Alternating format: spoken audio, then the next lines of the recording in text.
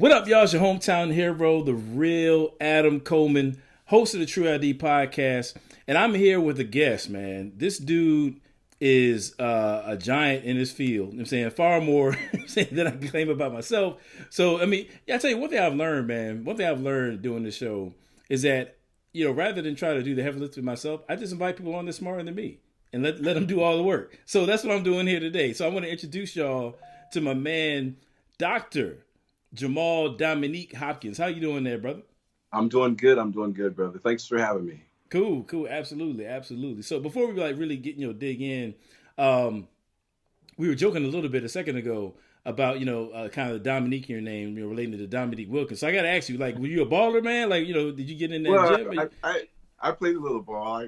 The human highlight machine, that's the element that kind of brings a lot of appeal to me. So, yeah. Okay. I played some ball in college, high school. Oh, you played in college? Well, yeah, a little bit. Oh, okay. All right, bro. Okay. We dealing with a legend for real. All right, brother. I see you. No. You know what I'm saying? Okay.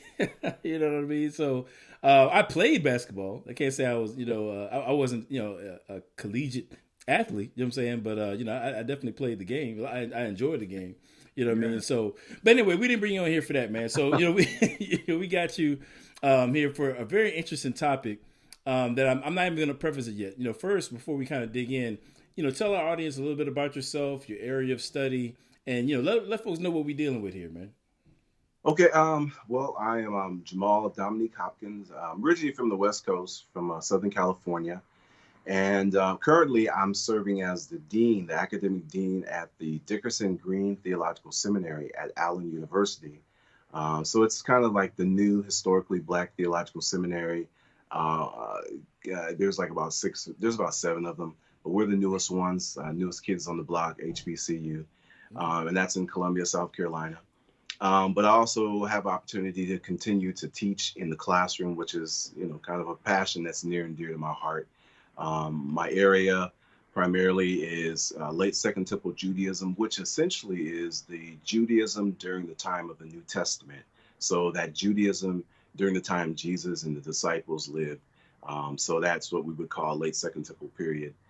So that's primarily my area expertise. And I specifically dealt with the Dead Sea Scrolls to the for literature in the late Second Temple Judaism. Gotcha. Now, before I get into the real stuff, you mentioned that you was from Southern California, right? And yes. I see the red flowers behind you, man. Like that's not like some kind of symbol or something like that, man. I got a little bit of blue on my shirt. That's not gonna get me in trouble with you, is it? Or, No. Yeah, poinsettia. So the holiday seasons. Oh, okay. But around the holiday season, especially around December, January, so I'm originally from Pasadena, California. So we're known as the city of roses, and so we have the Rose Parade, and so. In January, December, you have all these roses. But yeah, those are my poinsettias for the holiday season. Oh, okay. I just want to make sure I won't get myself in any trouble. All right. So, I sent you a clip of a gentleman by the name of Dame Dash. You know what I'm saying? So, people who follow the hip hop culture, they understand, who Dame Dash is. He's a hip hop mogul who was with, Rockefeller Records, when that was really popping with Jay-Z and so on and so forth. So I guess he's continued to be in the game as being, a hip hop mogul and, businessman in general, probably in some other areas as well. And he was recently on doing an interview with Big Boy.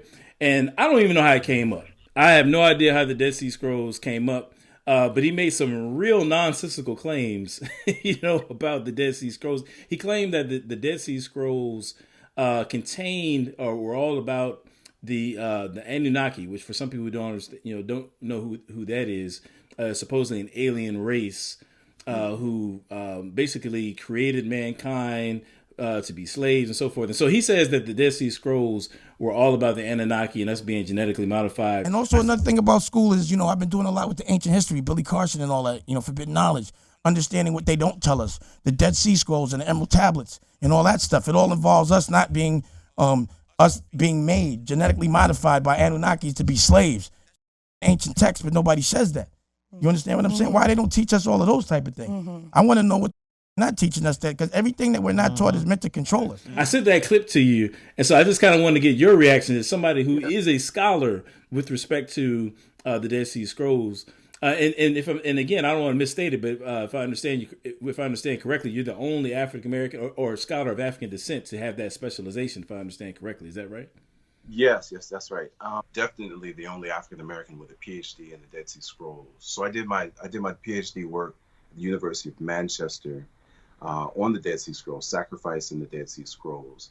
And so, as far as late Second Temple Judaism which is where the Dead Sea Scrolls would fall, there Mm. may be about two or three people of African descent, Ethiopians, that do the study of late Second Temple Judaism or Second Temple Judaism, but it's specifically the Dead Sea Scrolls.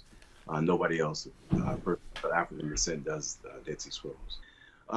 Yeah, I saw the clip, and what I know about the Anunnaki, which I haven't studied much about it, but what we do is we see that language or that particular kind of a collection of deities that shows up in the ancient Near Eastern period, primarily around Babylonian times. But with regard to the Dead Sea Scrolls, the Dead Sea Scrolls has nothing, absolutely nothing to do with that or that particular period. The Dead Sea Scrolls primarily are a Jewish collection of material, literature, that primarily comes out in the from around 100 before the Common Era to about 60 or 70 Common Era. So we have about a 150-year period where the Dead Sea Scrolls were actually recorded, preserved, saved. And so maybe as we continue to talk a little bit about what the actual Dead Sea Scrolls are and Yeah. what kind of literature that is. But yeah, so to look at that clip and to hear what he's saying, that's it's not very informed. Right. And so, like as a scholar, like when you see those kinds of things, I don't know how much time you spend, floating around on the internet. I wouldn't imagine all that much. You got a PhD, so you probably didn't get that, looking at Facebook. But like when you come across claims like that, what is your impression? Like, because believe it or not, I mean, those kinds of things are kind of common in our culture. And so like I guess maybe a question might be from somebody in your position: how would you advise people who come across these kind of claims to go about getting the facts straight? What are some ways that they can do that? Well, I mean, we're living in such a technology, instant media generation era. I would just challenge people just to do a little research, do a little homework. I suppose just a quick Google search will pretty much let you know the dominant understanding of the Dead Sea Scrolls is here we have a Jewish collection of literature that talks about a principal Jewish community that lived around the late Second Temple period, first, second century before the Common Era to about first century Common Era. So I think the preponderance of material you'll find even on the internet, you'll begin to see that. But then I also challenge individuals to look for some kind of bibliography, some kind of book, some kind of readings, and then actually go to a library and begin to kind of dig up some of the material that you can actually kind of pretty much see. The thing about the Dead Sea Scrolls is that every so often, about every other year, there is an exhibit that comes and hits these major museums. I know there were some in Kansas City.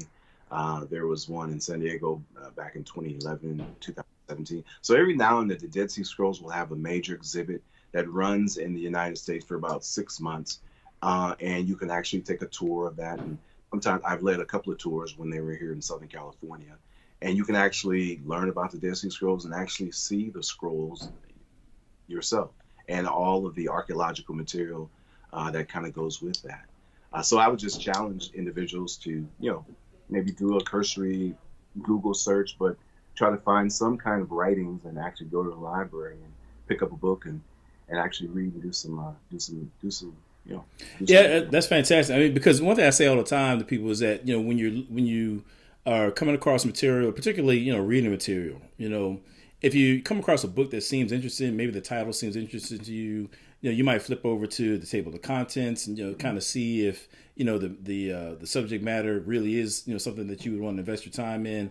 But it's really the bibliography that tells you about the book, because it tells you whether or not this individual has done their homework. Because Right. anybody can make claims, and you can just throw stuff on a page. But if you got a 500-page history book with 2 citations in the bibliography, Right. I mean, there's something that's probably wrong with that, And really, and when you're looking at bibliography and you're looking at particular texts, monographs, books, you look at the individuals that are actually writing these texts. Now, I'm not saying that everyone, and you can only have knowledge if you go to get formal education, but some kind of education, which really says that you spent some time. You spent time with the material, you spent time with the literature, you spent time really digging through and gaining a good sense of the arguments. And then, and only then, when you've read the mass majority of the literature, then you can begin to formulate some arguments. You can begin to engage in some arguments that are already taking place. So yeah, the bibliography is very important. That's the best place to start. Yeah, so that's fantastic, because I think sometimes people get caught up in the letters, the PhD, but they don't really understand the types of training that comes along with it. It's not like you just sat down and read a bunch of stuff, but there's research methodology, that you're going to be acquainted with that the average person might not. Or there's literature, or you might have access to the latest, journal on such and such, by which you can form a more responsible perspective about, any particular point, So yeah, that's fantastic. So just to say it again, it seems to me that Dame Dash is pretty incorrect, at least on 2 counts. Because if I understand you correctly, not only is, what he's claiming about the Anunnaki being in the Dead Sea Scrolls text, it sounds to me that that's pretty anachronistic, because the figures that he's referring to, weren't being necessarily talked about by Jews, in that 100, was it BCE, I think is what you said, before Common Era. About a 150-year period time frame. Right, and those figures come more so from the Babylonian materials, as opposed to what those Jews were writing about at that time. So at least on 2 counts, seems like we got something false there. Yeah. Right. Yeah, and he's that the idea of the Babylonian, the Akkadian, because Akkadian essentially is the language. It's the language, or the language system of the Babylonians. Okay. And so it's written in cuneiform. So you see these wedges on these tablets, and when archaeology found these wedges, these tablets with these wedges, then they were able to identify, this is a Babylonian language, which kind of also informed the Moabite and Phoenician, those kinds of ancient Near Eastern languages or language families, which interestingly enough is also known largely as an Afro-Asiatic language family, of which Hebrew would be somewhat of a baby, but pretty much along those lines, part of this larger Afro-Asiatic languages. Oh wow, okay, cool. I didn't know that. That's dope. So take us into it, man. So what is the Dead Sea Scrolls? There's I can't tell you how many times I come across conspiracy theories about the Dead Sea Scrolls, and give us the facts. What are the Dead Sea Scrolls, and what are the kinds of things that we ought to expect, to read in them, as opposed to some of these conspiracy types of things. So the Dead Sea Scrolls are, like I said, a Jewish body of literature. Essentially, there's 3 types of literature that was found among the Dead Sea Scrolls. The Dead Sea Scrolls preserve biblical material, and that's primarily Hebrew Bible, what Christians would call Old Testament. And now these are in fragmentary forms. And there are some scrolls in more lengthier forms, like the Isaiah scroll, some scrolls on the Pentateuch, Genesis, Exodus. The second type of literature you find, besides the Hebrew Bible or biblical material, you find sectarian writings. Sectarian writings primarily are the writings that the actual community that preserved the scrolls wrote. So you have law codes, you have discipline codes, you have calendrical writings on which days to follow, things like that. And the third set of writings, besides the Bible, biblical manuscripts and fragments, and the sectarian writing, would be what you call pseudepigrapha writings. Pseudepigrapha writings are, and just simply taken from the word pseudograph, is falsely ascribed, which was a common practice in that particular time, in those particular period, the Second Temple period, is where you have, for instance, you have the Book of Enoch, or Enochic literature, which purports to be from Enoch or an Enochic community, but is very much historically within the late Second Temple period, this 150 before the Common Era or before Christ to about 67 Common Era or AD. So those are the 3 types of literature that you find among the Dead Sea Scrolls. So the Dead Sea Scrolls were found in the Judean hills, in and around these caves, 11 caves, from around 1947, the early 1950s, by Bedouin Arab shepherds or scholars. So when the first cave was discovered in 1947, it was, these scrolls were deciphered after going through, some kind of period, some history as far as who can identify these. And then scholars began to get an interest, and they began to explore these caves all throughout the Judean desert. And eventually, you found manuscripts or scrolls, fragments in 11 caves around the Judean desert. And what we call the Dead Sea Scrolls is because all of these caves and the actual site that's associated and linked with the caves is overlooking the Dead Sea. So we get the Dead Sea. Got you. Phenomenal. So, for all my conspiracy heads out there, we got the facts now. we can put all this other stuff, to bed. Actually, before I move on, I want to ask you a question about the Enoch text, or those those aspects of the Dead Sea Scrolls. So, because we get that a lot too, in terms of the Book of Enoch and so forth. When people refer to the Book of Enoch today, I mean, you got some, floating around the internet.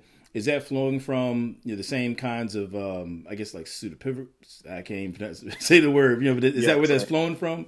Yeah, pseudepigrapher writings. Yeah, pseudepigrapher writings essentially are writings that come right at the tail end of what we would know as the last collection or the last set of Hebrew Bible writings.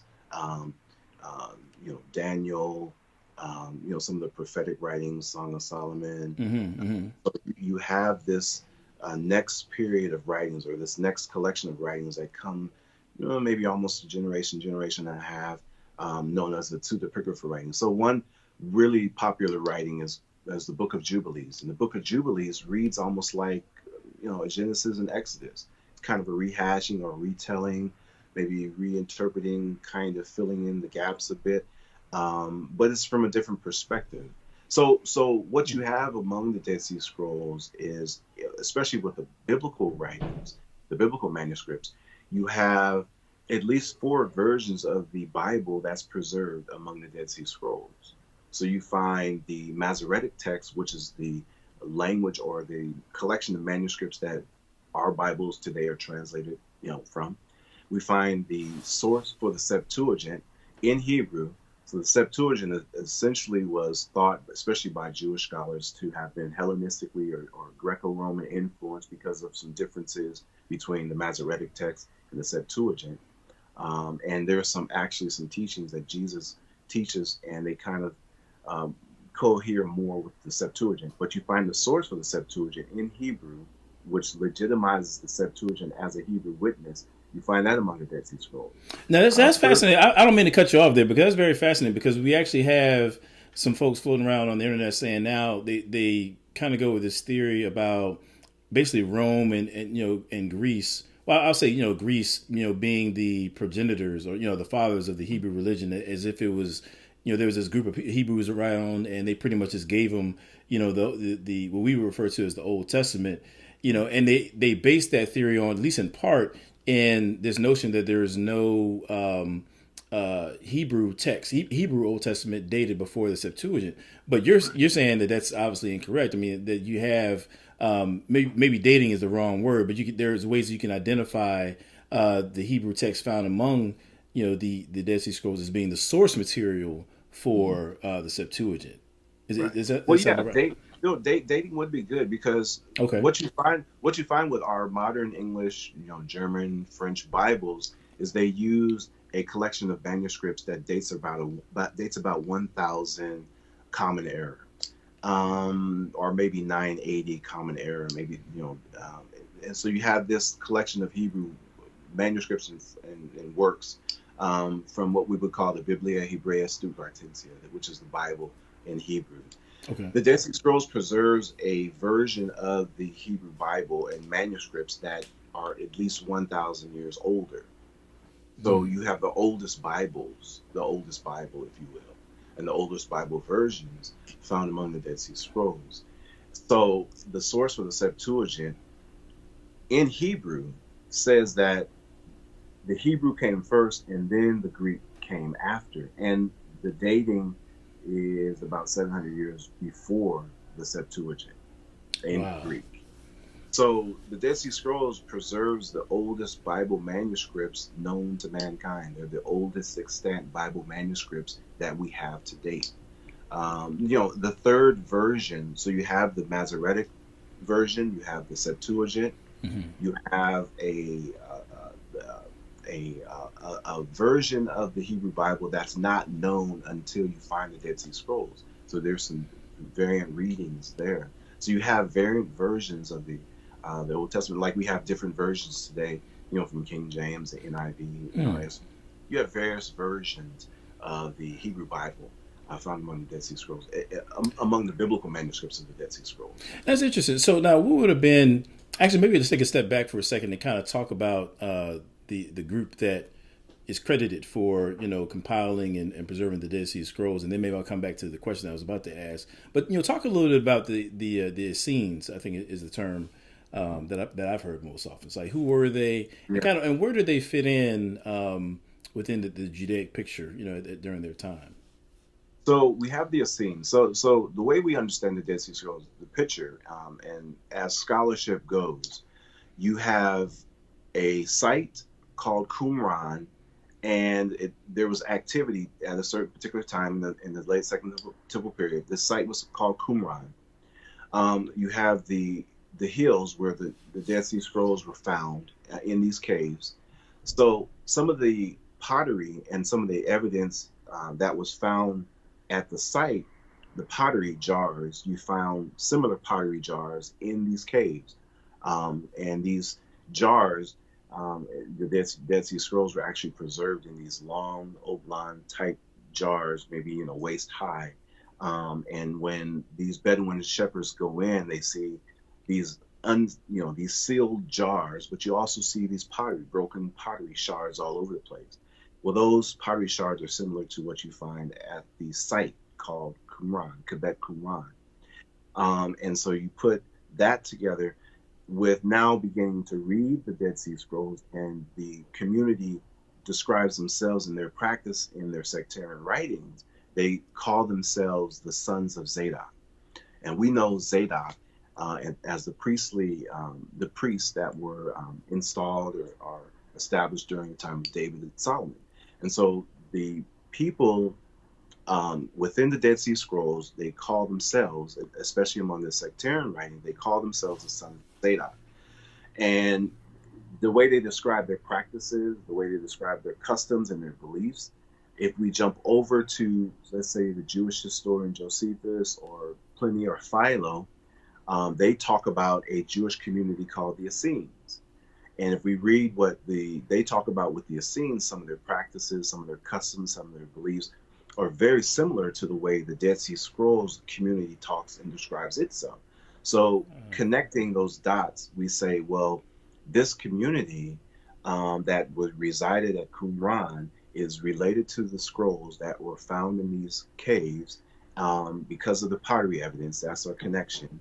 And as we read the scrolls, which this pottery connected to the caves and the site, we begin to see the description of these people, the sons of Zadok, and we compare this to what the Josephus and Philo and Pliny talk about, and we connect the dots and say, these are Essenes. They call themselves the sons of Zadok. So the people related to the Dead Sea Scrolls were the Essenes, and that's the predominant theory, or that's the predominant belief and understanding among the Dead Sea Scrolls scholars.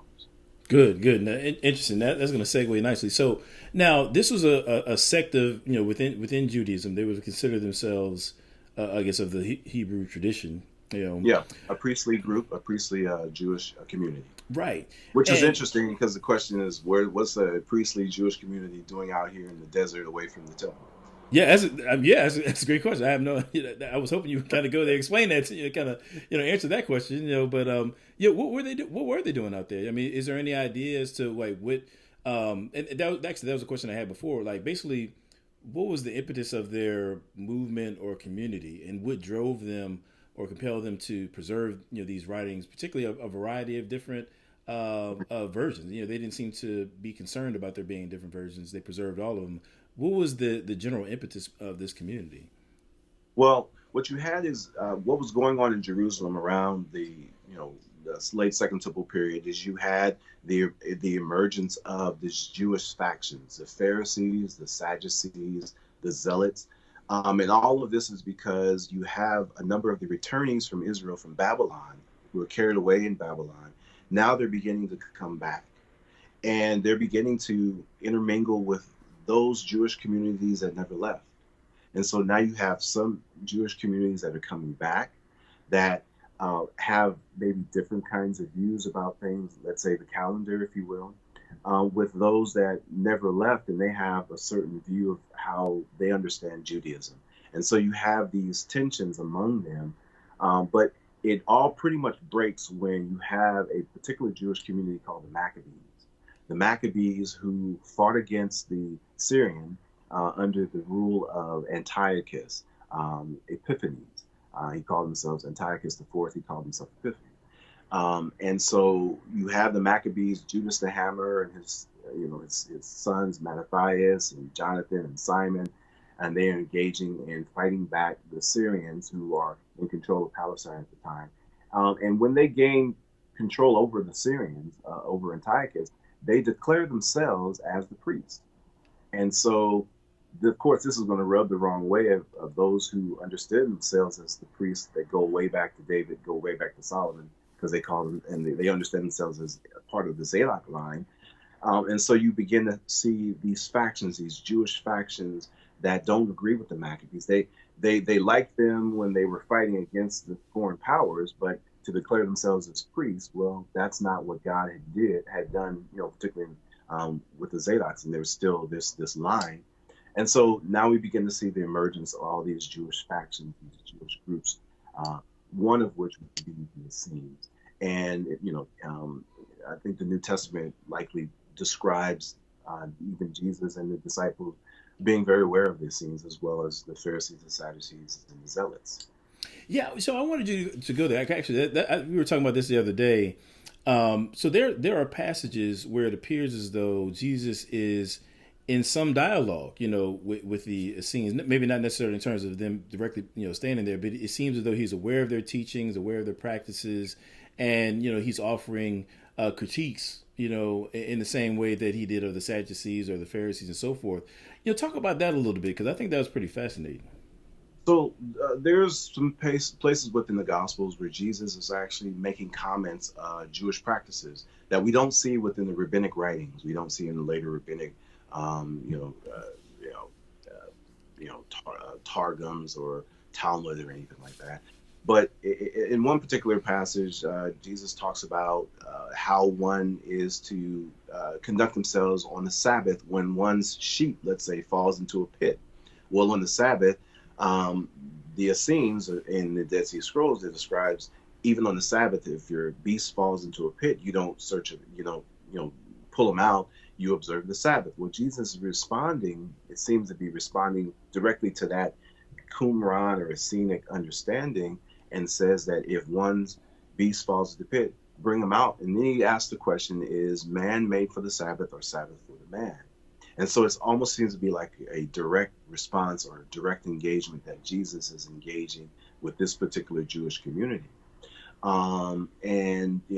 There's Jesus uses this genre of the Beatitudes, right? Blessed are the poor, blessed are the meek, blessed are all of these. Right. Within Jewish literature, Jewish collection of rabbinic writings, you don't find that particular kind of genre or sayings, if you will. But there's a particular Dead Sea Scrolls writing that has a similar beatitude type saying.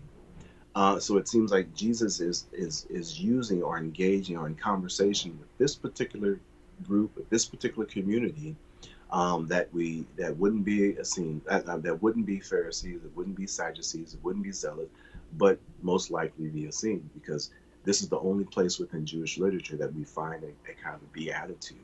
And so that those kind of common, sayings or those kinds of passages in the New Testament seems to be acknowledging a fourth or at least another Jewish sectarian group, the Essenes, the sons of Zadok.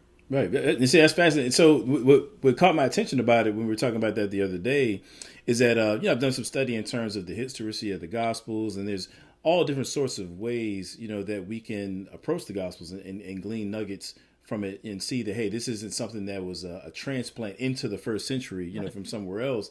And I think that this is fascinating because, here you have, Jesus engaging a group that was really there. You know what I'm saying? It's not like he's some, alien from another time or whatever, and I think it just really adds credence to the historicity of the Gospels because it's putting him right there in the first century in the area that the Gospels purport him to be in, and I think that that's, all the time, we get, pushback from, different communities that, the Gospels are unreliable and so on and so forth.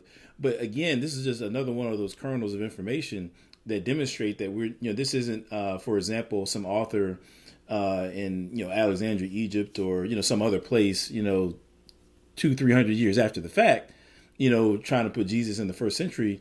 The authors of the Gospels are folks who are in contact with the culture. They understand what's going on at the time. They understand the theological debates and nuances that are going on at the time, such that they're able to, speak to these things. You know what I'm saying? And it just adds so much more, I think, from a historical standpoint, as far as the history of the Gospels, rather. I think that's fascinating. And so here you have one of the sectarian writings is called the Damascus document. You have another sectarian writing called the Songs of the Sabbath Sacrifice, which it could either be a pseudepigrapha writing or a sectarian writing. You have the Rule of the Community, which is also another sectarian writing. So the Rule of the Community and the Damascus document, and there's also another one called 4Q Florilegium and also 4Q MMT. 4 represents the cave out of which the scrolls was found. Q represents the designation Qumran. So 4Q MMT, the MMT would be the name. Okay. So you have 4Q MMT, the Damascus document, the Rule of the Community. They talk about a passage that we would find in Leviticus 12 and Leviticus 15. And it talks about those particular Levitical passages talk about someone that has a flow of blood, or someone that has an emission of semen or some kind of emission from their body, be it blood or whatnot. And it talks about the kind of impurification that one is under while one is emitting a fluid out of their body. Well, Leviticus talks about that. The Rule of the Community comments on that, as well as the Damascus document comments on that. And it because these texts are within the late Second Temple period, it lets us know that these laws in Leviticus, which come way before, are very much enforced during Jesus's time, because the Dead Sea Scrolls are very much contemporaneous with the time in which Jesus lives. But not only do these Dead Sea Scrolls tell us that these laws are still enforced, but these laws within the Dead Sea Scrolls are even more rigorous. They're even more strenuous. They're even more difficult for an individual to follow. So if we take the Leviticus 12 passages, Leviticus 15 passages, take the Dead Sea Scrolls passages, Rule of Community, the Damascus document, and we begin to look at the passages in the New Testament where Jesus engages this woman with an issue of blood. She very much is under Levitical law, according to Leviticus 12, Leviticus 15. We don't know why she is emitting blood. We don't know why she has this flow for 12 years. Did she have a child? And the blood flow didn't stop. What happened? We don't know much about her except that she had this issue, and that according to Levitical law, she needed to be quarantined. But then comes Jesus, who very much knows that this law is and even more so strenuous during his time, according to the Essene, according to the Dead Sea Scrolls. And what does she do? She gets into the crowd. God knows how many people she touches, contaminating them, all to touch the hem of his garment, making Jesus, according to Levitical law, according to Jewish custom, impure himself. But what Jesus does, he turns around, who touches me? And not only does she realize that she's been healed and the blood has dried up, he tells her to go, your faith has made you whole. He heals her. And so the theological question in conversation, so kind of doing kind of an exegesis with the Old Testament and New Testament, and we're preaching this thing, and we're saying, what kind of man is this? That he not only can challenged the Jewish custom, the Jewish law at the particular time, but she is actually made whole. The issue of blood is actually dried up. So the theological question is, who is this man? Have the ability to heal this woman, not just physically, but psychologically. Imagine someone that can't touch someone for 12 years. Somebody. He restores her socially, because she can't go out into the crowd. She can't go to the marketplace. She can't go to public worship. She's quarantined because she has this issue of blood. And then if she touches someone, that she can be penalized. It's kind of almost like religious sanctioning her. Not being able. And so Jesus restores her socially, psychologically, and physically. And so we ask the question again, what kind of man is this? Wow. And I'm going to tell you why that's powerful too, because, one of the things that, we get from a number of folks is that they'll say things like, particularly whether it be from Muslims or certain strands of Hebrew Israelism, Jesus never claimed to be God, or the gospel doesn't say he's God. And I think that what happens is you have people who are have sucked all the Hebrewism out of the Gospels. They're reading it from a Western lens. But when you understand that, I think about the passage in John where he says, these things are written that you may believe, and, accounts like that, with the women with the issue of blood, or, where he's calming the seas and, demonstrating his divinity, they were put in the text for a reason. Right. So that the reader could ask, what sort of man this is. I think that's the intent, toward the Jewish audience. And I think so many times today, looking at it from a Western Sunday school kind of a lens, we're just so accustomed to like, oh man, some cool stories. He's a really powerful guy. No, this is given as evidence that this is somebody who cannot be defiled. He's undefilable. You know what I'm saying? And on top of that, he's able to, purify, those who have been, taken by illnesses like leprosy or what have you. This is a testament to his divinity, essentially, and these are some things that we so often miss. Yes, yeah, no, I mean, the Dead Sea Scrolls, they're part of the story.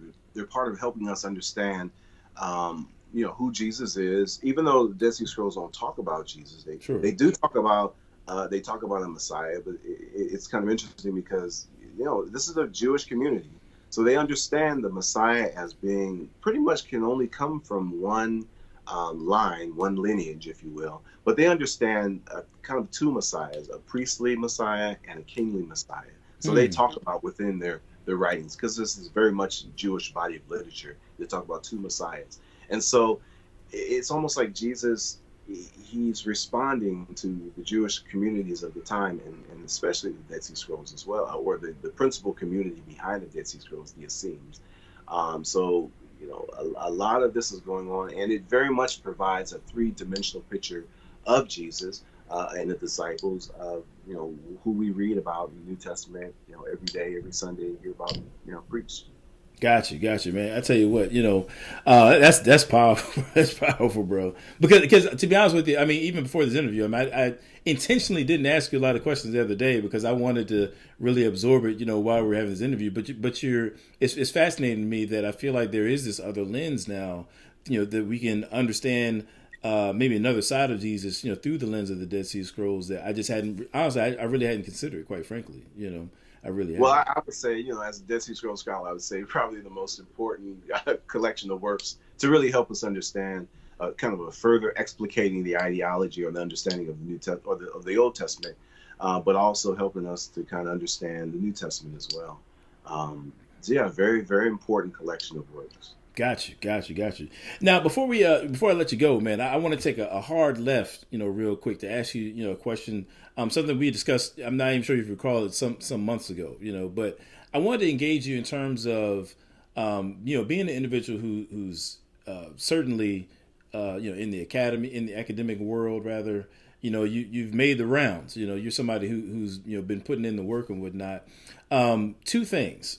First of all, I often get this sense from people that they feel like they continue to engage in more and more education that somehow will draw them away from the faith or something like that. Like they'll come across some text or information that they can't reconcile, with the gospel and find themselves having to leave the faith. As somebody who's been there, done that, what has been your experience in terms of engaging firsthand information? In terms of, you're in there with the data. How has it impacted your faith? I don't know. Maybe I'm just a different kind of dude. The more I study, the more I realize I don't know. That's one thing that education has done for me. The more that I study, the more I realize I don't know. And the more I realize God has given me access, granting me the opportunity to have opportunity to get access to this information. I read in partnership with the Holy Spirit. I don't go in knowing everything because, how can one individual be an expert on Jesus or be an expert, in the Holy Spirit, pneumatology. And there's a number of individuals within the academy, theological academy, that study the New Testament, that study Jesus, and they don't believe anything. And the danger is if you read and do theological study without reading in partnership or without going into this endeavor, without acknowledging that it's the opportunity that God has opened doors, without taking, acknowledging that you can go in there as a theologian that doesn't believe anything. And so that's an unfortunate thing. There aren't many of us that are within the theological academy that have maintained our Christian or maintained our faith roots because, we think we know it all. But for me, I take that humble approach without the Holy Spirit. And I'm always asking and I'm looking for how is this relevant for me? So even though my studies were primarily on sacrifice in the Dead Sea Scrolls, purification in the Dead Sea Scrolls, I'm always asking questions of how does this relate to my particular community? I'm this African-American brother from Southern California. How does this relate to my community, to where I am? And I began to look and ask questions. I look at the burial remains at Qumran, where the Dead Sea Scrolls are connected and related to. And I see that there's the burial custom that is very similar to the burial customs of the Egyptians, where all of the skulls, especially when they did anthropological studies and exhumed these bodies, these skulls, these skeletons, all of the heads were facing towards the south. And that region that facing south was facing towards Egypt and Ethiopia. And they were covered with rocks, which is a very Egyptian burial custom. They weren't covered with dirt. And so it was almost like paying homage or kind of an acknowledgement to where civilization, humanity began. And so even the anthropological reports, which are very sketchy or very scarce, very Spartan, would suggest that you perhaps have a people of color that occupied, that were part of this community, this resident community related to the Dead Sea Scrolls. I mean, within scholarship, the question always deserves to be asked, whether or not we can actually conclude something. Within scholarship, we can definitely ask the question, because if you look at the Palestinian region and you look how close you are to Egypt and Northern Africa, sure, it has to be asked. And if you look at the migratory pattern between, Jesus going to Africa when he was a child, when you look at the Ethiopian eunuch in Jerusalem worshiping in Acts chapter 8 and going back after encountering Philip and being baptized in water and confessing Jesus. If you even look at Simon of Cyrene, who carries the cross of Jesus when Jesus is being crucified in the Gospels, and that how that impacts him. You have a Northern African black-skinned person who's in Jerusalem, in Palestine, during the time of Jesus' crucifixion. And he's pointed out and he's forced to carry the cross, to participate in the crucifixion. How does that impact him? And when he goes back home to his native Libya or Cyrene, Northern Africa, how he takes the gospel, takes that message back. And it's no accident that today, this very day, the oldest Christian churches in existence are those in Ethiopia, the Ethiopian, either the Coptic Church or the Ethiopian Orthodox Church. So it's no accident, because it's consonant within the biblical text. And even within the Dead Sea Scrolls, it kind of backs you up. There was a Jewish community that had a temple in Leontopolis, Egypt. Archaeological data testifies to this. It was a temple in Jerusalem that was set up, and the priest was a priest named Onias, who was of a Zadok line. So there may be some connection Wow. among the Qumran, the Dead Sea Scrolls community, who describe themselves within the Dead Sea Scrolls as the sons of Zadok, and this particular priest who set up the temple in Egypt because they viewed the temple was defiled. That's how they got to the desert in the first place. So here you have a priestly community Wow. that is in the desert, and they can no longer offer animal sacrifices, but the fruit of their lips, their prayer, their praise becomes like sacrifice. And this is talked about in the rule of the community and even in the Damascus document, the Dead Sea Scrolls. And that's almost a kind of a precursor to what New Testament and how we understand, Paul talks about our bodies being the temple of the Holy Spirit, the temples of God. And that language is within the Dead Sea Scrolls, except for the difference between Christians today and the Dead Sea Scrolls, the Principal Community. They were an eschatological people. They wanted to get back to the temple and offer animal sacrifices. But in the meantime, they were a temple community that offered sacrifice by the fruit of their lips and their praise and prayers. That's awesome, man. It'll probably end up right there because it's so powerful. Because recently I did an interview with Dr. Vince Bantu, and he talked about just how that's my guy right there, man. That's that dude. Heavyweight. Oh, yeah, absolutely. I see why you have the brick wall there. You gotta hold gotta have something robust to hold all the knowledge there. Oh yeah, man, I get blown away by his knowledge, man. But it's true because So he was just talking about how the correct biblical understanding in terms of how believers, followers of God, are to engage culture is that there's not a blanket denunciation or detachment from all elements of culture, but rather we can become the best of whatever it is that we bring to the table. And so when I hear you talk about the burial practices, reflecting Egyptian custom and the kind of that North African type of a deal, it makes me think about that. Is I think there's a general misunderstanding both in the church and outside the church.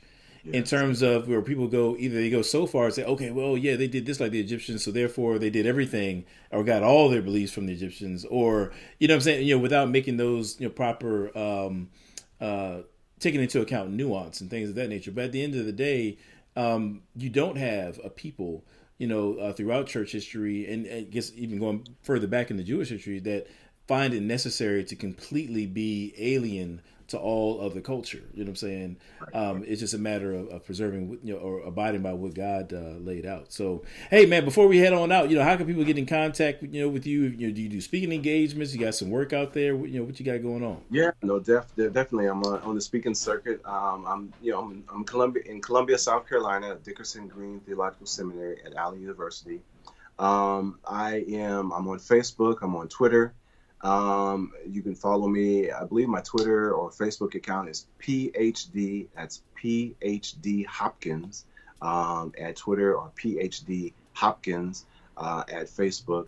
Or you might just be able to find me at Jamal Dominique or Jamal Dominique-Hopkins at one of those as well. I try to keep up with all of this. I got to get my kids to kind of help me out. Together. That's all right. My website will be coming back up, and so you'll be able to find me at jamalhopkins.com. Dope. It sounds great, man. Well, hey, I appreciate your time. Thank you for coming on here with us, man. For everybody out there, y'all know what it is, man. I love y'all. Hit us up on Facebook, Twitter. Subscribe to our YouTube channel, and if you feel so inclined, we definitely appreciate the support on Patreon as well, man. We're a listener supported program. Everything that we do is listener supported, so we definitely appreciate that as well. Patreon.com. I appreciate your work. Appreciate you fighting the faith for the gospel. Appreciate you. Thank you, man. Yeah, appreciate that, man. Definitely. I'm trying to do what I can, man. I'm not on your level, you know what I mean? But I'm, as one of the peons out here, I can take some jabs here and there, man. No, you're doing the good work. You're doing good. Yeah, heavyweight work. Thank you. Thank you. So, y'all know what it is, man. Love God, love people. Take care of the things that God blesses you with. Peace.